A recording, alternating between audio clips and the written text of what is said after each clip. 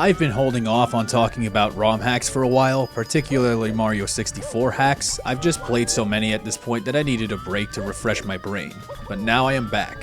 And today it's our old friendo Dobrute, who has been steadily making and updating ROM hacks for a while now. You may remember him from the Star Revenge series. Star Revenge is the Kingdom Hearts of Mario hacks. There are a billion different games, all with their own number assigned to them. They go into the decimals, they all have a fancy subtitle, and they all have a story that I never took the time to stop and appreciate. I reviewed a whole bunch of the Star Revenge games long ago, and they're all great in their own respect, but some of them have frequent ridiculous difficulty spikes like turning boss arenas into a bullet hell. That was fun. Today, however, I'm talking about the latest one, Star Revenge 0.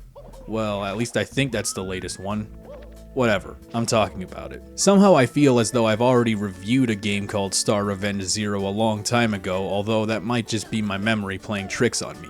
Maybe it was like 0.785 or something. I don't know, it's been a while. After playing Mario 64 hacks for a few years, I've come to realize that a lot of these hacks are designed for speedrunners who are addicted to crack. But what's cool about Star Revenge 0 is that this game is actually reasonable for human beings to play. It is more challenging than the original, obviously. The original is baby food, but at the same time, it's very approachable. Most of the time. It's gonna test your knowledge of Mario 64's nuances, but as long as you really nail those 45-degree angle wall jumps and have a good sense of spacing, you'll be good to go. A lot of hacks use remix tunes from other games, which is cool, except I never know where they come from. Thankfully, there's a readme that comes with the patch that gives credits for the game with a list of songs and everyone who worked on them, and surprisingly, only 2 of them are from Touhou. Yeah, I know it's Toho, but I like Touhou. But otherwise, it's awesome to hear some tunes from games that I actually recognize.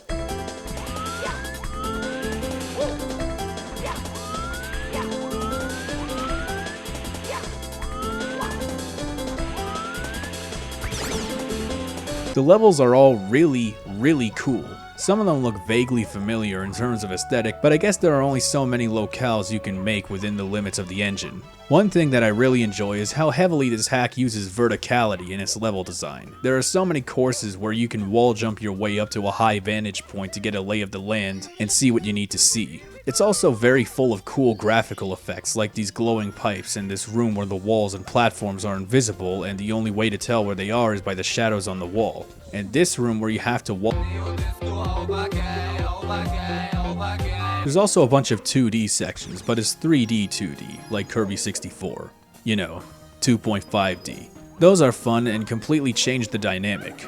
The only issue is that sometimes if you're transposing 3D objects into 2D space, depth perception can be an issue because sometimes it's hard to tell if the platform ends or not. Some levels are a little more annoying than others, like the ones that are floating platforms suspended in midair and one wrong jump could kick your ass out. But to compensate for this, you only need to collect 80 coins instead of 100 and 6 red coins instead of 8, which has been a staple in the Star Revenge games for a while. Also, getting a star doesn't kick you out of the level, which is great and keeps the game moving at a very efficient pace. The most annoying levels in any ROM hack I've played are those consecutive ridiculous challenges where you have to make a ridiculous Magnum Dong long jump off a tiny platform to land on one specific part of an open field because the rest of it is lava, so you can side flip your ass up to a platform where you hop into a cannon and perform a very specific shot to reach a platform where you fight King Babam, and also there's those electrical fuckers all over the place and fucking Hitler shows up, and if you do any one part of these things wrong,